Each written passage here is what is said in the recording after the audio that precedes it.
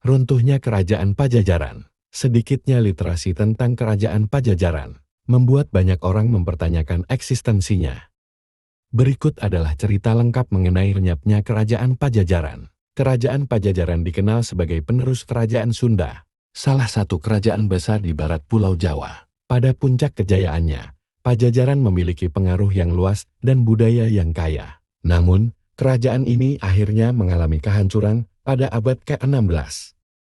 Kerajaan Pajajaran didirikan oleh Sri Baduga Maharaja Prabu Siliwangi. Pada abad ke-15, ibu kota kerajaan ini adalah Pakuan Pajajaran yang sekarang menjadi Bogor. Kerajaan ini makmur dan berpengaruh dengan perdagangan yang berkembang pesat melalui pelabuhan Sunda Kelapa sekarang Jakarta dan Banten. Perang dan perebutan kekuasaan. Pada pertengahan abad ke-16, Kesultanan Banten yang baru berdiri di bawah pimpinan Sultan Maulana Hasanuddin, putra Sunan Gunung Jati, mulai menunjukkan kekuatan militernya. Kesultanan Banten memiliki ambisi untuk menguasai wilayah strategis di Jawa Barat, termasuk Sunda Kelapa dan Pakuan Pajajaran. Pada tahun 1527, Fatahilal, seorang panglima dari Demak yang bersekutu dengan Kesultanan Banten, menyerang dan menaklukkan Sunda Kelapa. Setelah penaklukan ini, Sunda Kelapa berganti nama menjadi Jayakarta. Kemenangan ini merupakan pukulan besar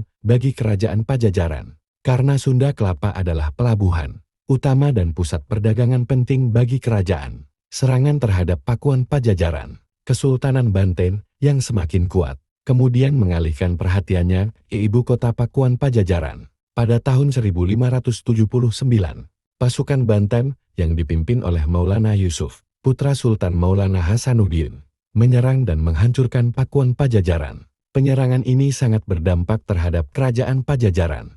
Banyak bangunan serta situs penting di Pakuan Pajajaran yang rusak atau hancur. Raja terakhir Pajajaran, Prabu Surawisesa Si Baduga Maharaja, beserta keluarganya terpaksa melarikan diri. Tidak ada catatan pasti mengenai nasib mereka setelah penyerangan ini. Beberapa sumber menyatakan mereka lari ke daerah pegunungan.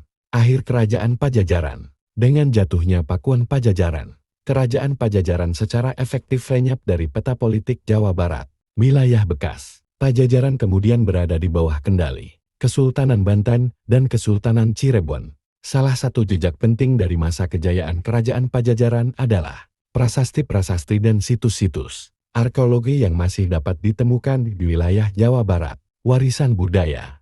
Meskipun kerajaan ini telah lenyap, warisan budaya Pajajaran masih hidup dalam kehidupan masyarakat Sunda modern. Bahasa, adat istiadat, dan seni tradisional Sunda adalah beberapa warisan yang terus dijaga dan dipraktikkan hingga saat ini. Kerajaan Pajajaran juga menjadi simbol penting bagi identitas budaya Sunda, mengingatkan masyarakat akan masa lalu yang gemilang dan penuh kebanggaan.